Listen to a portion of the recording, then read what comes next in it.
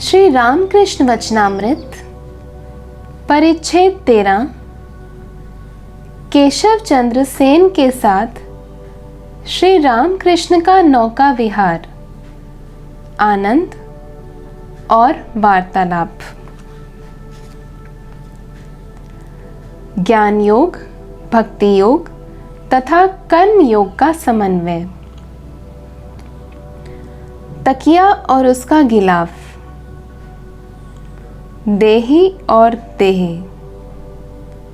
क्या श्री रामकृष्ण कहते हैं कि देह नश्वर है, नहीं रहेगी? देह के भीतर जो देही है वह अविनाशी है। अतएव देह का फोटोग्राफ लेकर क्या होगा? देह अनित्य वस्तु है, इसके आदर से क्या होगा? बल्कि जो भगवान अंतर्यामी हैं, मनुष्य के हृदय में विराजमान हैं, उन्हीं की पूजा करनी चाहिए। श्री रामकृष्ण कुछ प्रकृतिस्थ हुए। वे कह रहे हैं, परंतु एक बात है, भक्तों का हृदय उनका निवास स्थान है। भक्तों के हृदय में वे विशेष रूप से रहते हैं। जैसे कोई जमींदार अपनी जमींदारी में सभी जगह रह सकता है, परंतु वे अमुक बैठक में प्रायः रहते हैं, यही लोग कहा करते हैं। भक्तों का हृदय भगवान का बैठक घर है। सब लोग आनंदित हुए। जिन्हें ज्ञानी ब्रह्म कहते हैं, योगी उन्हीं को आत्मा कहते हैं और भक्त उन्हें भगवान कहते हैं। एक ही ब्राह्मण है। जब पूजा करता है तब उसका नाम पुजारी है। जब भोजन पकाता है तब उसे रसोइया कहते हैं। जो ज्ञानी है, ज्ञान योग जिसका अवलंबन है, वह नेति नेति विचार कहता है, ब्रह्म न यह है न वह, न जीव है न जगत। विचार करते करते जब मन स्थिर होता है, मन का नाश होता है, समाधि होती है, तब ब्रह्म ज्ञान होता है। ब्रह्म ज्ञानी की सत्य धारणा है कि ब्रह्म सत्य, जगत मिथ्या नाम रूप स्वप्न तुल्य है। ब्रह्म क्या है, यह मुंह से नहीं कहा जा सकता। वे व्यक्ति पर्सनल गॉड हैं, यह भी नहीं कहा जा सकता। ज्ञानी इसी प्रकार कहते हैं जैसे वेदांतवादी। परंतु भक्तगण सभी अवस्थाओं को लेते हैं। वे जागृत अवस्था को भी सत्य कहते हैं, जगत को स्वप्नवत नहीं कहते। भक्त कहते हैं, यह संसार भगवान का ऐश्वर्य है। आकाश, नक्षत्र, चंद्र, सूर्य, पर्वत, समुद्र, जीव जंतु आदि सभी भगवान की सृष्टि है, उन्हीं का ऐश्वर्य है। वे हृदय के भीतर हैं और बाहर भी। उत्तम भक्त कहता है, वे स्वयं ही ये 24 तत्व जीव जगत बने हैं। भक्त की इच्छा चीनी खाने की है, चीनी होने की नहीं। सब हंसते हैं। भक्त का भाव कैसा है जानते हो? हे भगवान, तुम प्रभु हो, मैं तुम्हारा दास हूँ। तुम माता हो, मैं तुम्हारी संतान हूँ। और यह भी कि तुम मेरे पिता या माता हो, तुम पूर्ण हो, मैं तुम्हारा अंश हूँ। भक्त यह कहने की इच्छा नहीं करता कि मैं ब्रह्म हूं। योगी भी परमात्मा के दर्शन करने की चेष्टा करता है। उद्देश्य जीवात्मा और परमात्मा का योग है। योगी विषयों से मन को खींच लेता है और परमात्मा में मन लगाने की चेष्टा करता है। इसीलिए पहल निर्जन में स्थिर आसन साधकर अनन्य मन से ध्यान चिंतन करता है। परंतु वस्तु एक ही है, केवल नाम का भेद है। जो ब्रह्म है वही आत्मा है, वही भगवान है। ब्रह्म ज्ञानियों के लिए ब्रह्म, योगियों के लिए परमात्मा और भक्तों के लिए भगवान।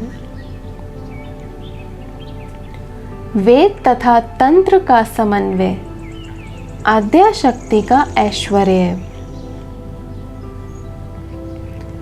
इधर जहाज कलकत्ते की ओर जा रहा है।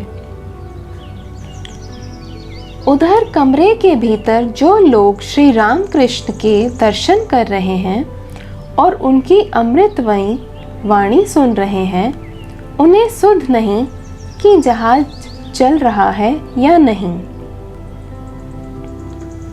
भौरा फूल पर बैठने पर फिर क्या भनभनाता है।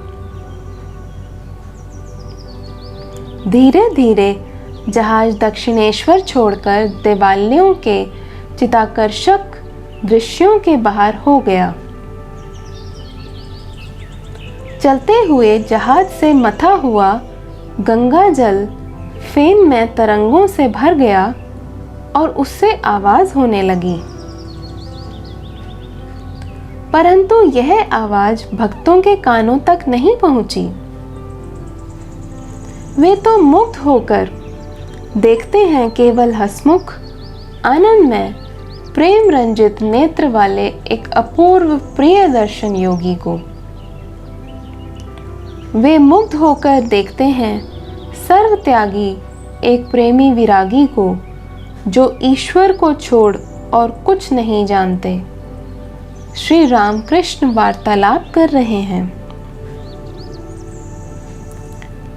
श्री राम कृष्ण वेदांतवादी ब्रह्मज्ञानी कहते हैं, सृष्टि, स्थिति, प्रलय, जीव, जगत, यह सब शक्ति का खेल है। विचार करने पर यह सब स्वप्नवत जान पड़ता है। ब्रह्म ही वस्तु है और सब अवस्तु। शक्ति भी स्वप्नवत अवस्तु है। परंतु चाहे लाख विचार करो, बिना समाधि में लीन हुए शक्ति के इलाके के बाहर जाने की सामर्थ्य नहीं। मैं ध्यान कर रहा हूँ, मैं चिंतन कर रहा हूँ, यह सब शक्ति के इलाके के अंदर है, शक्ति के ऐश्वर्य के भीतर है। इसलिए ब्रह्म और शक्ति अभिन्न है। एक को मानो तो दूसरे को भी मानना पड़ता है। जैसे अग्नि और उसकी दाहिका शक्ति। अग्नि को मानो तो दाहिका शक्ति को भी मानना पड़ेगा। बिना दाहिका शक्ति के अग्नि का विचार नहीं किया जा सकता। फिर अग्नि को छोड़कर दाहिका शक्ति का विचार नहीं किया जा सकता। सूर्य को अलग करके उसकी किरणों की कल्पना नहीं की जा सकती। न किरणों को छोड़कर कोई सूर्य को ही सोच सकता है। दूध कैसा है? सफ़ेद। दूध को छोड़कर दूध की धवलता नहीं सोची जा सकती और ना बिना धवलता के दूध ही सोचा जा सकता है। इसीलिए ब्रह्म को छोड़कर न शक्ति को कोई सोच सकता है और न शक्ति को छोड़ ब्रह्म को। उसी प्रकार नित्य को छोड़कर न लीला को कोई सोच सकता है और न लीला को छोड़कर नित्य को। आद्या शक्ति लीलामयी हैं। वे सृष्टि, स्थिति और प्रलय करती हैं। उन्हीं का नाम काली है। काली ही ब्रह्म है, ब्रह्म ही काली है।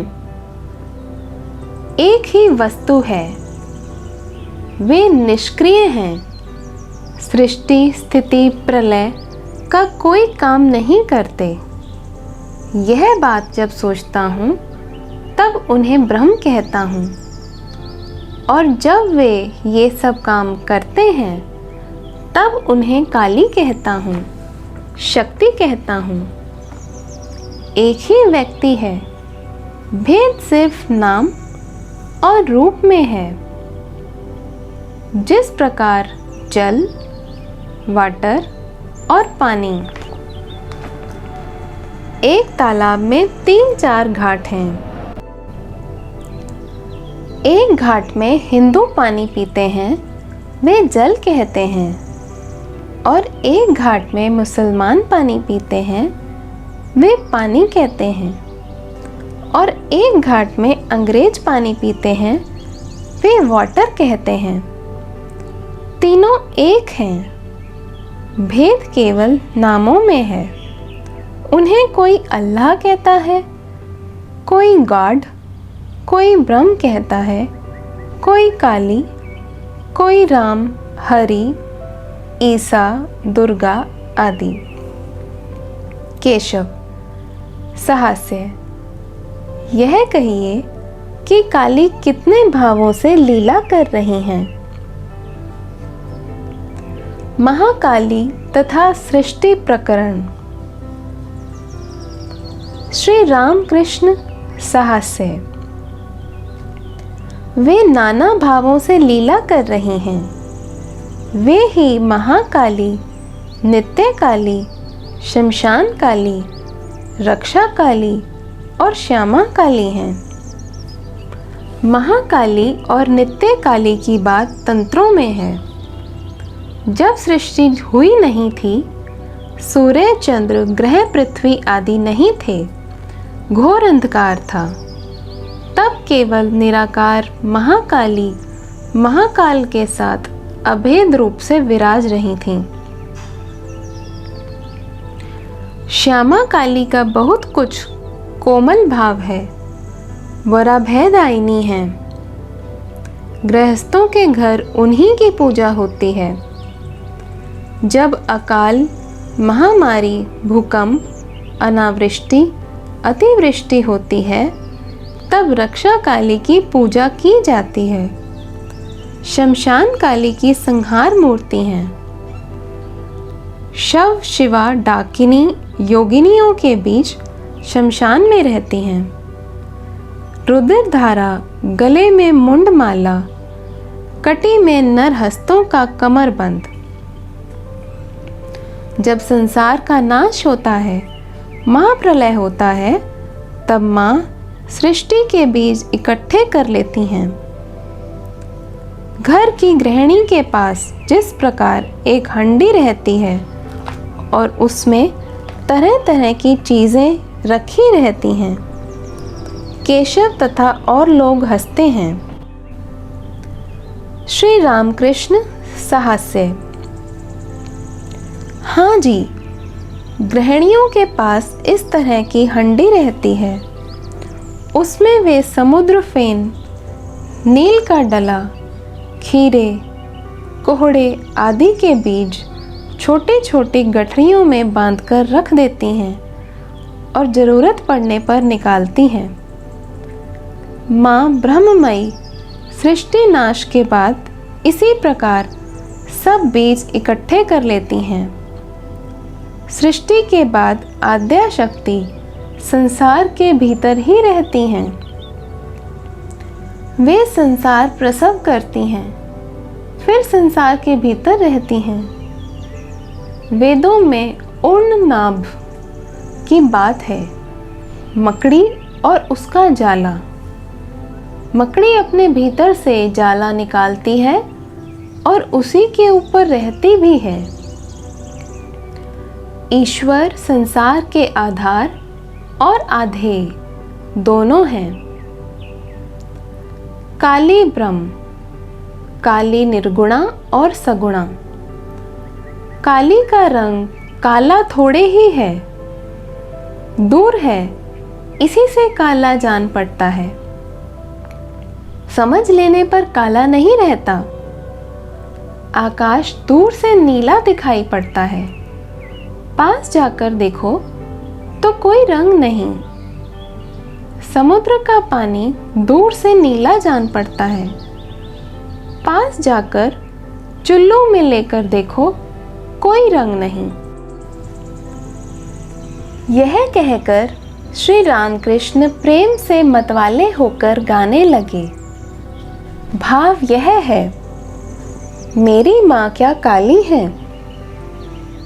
दिगंबरी का काला रूप हृदय पद्म को प्रकाशपूर्ण करता है।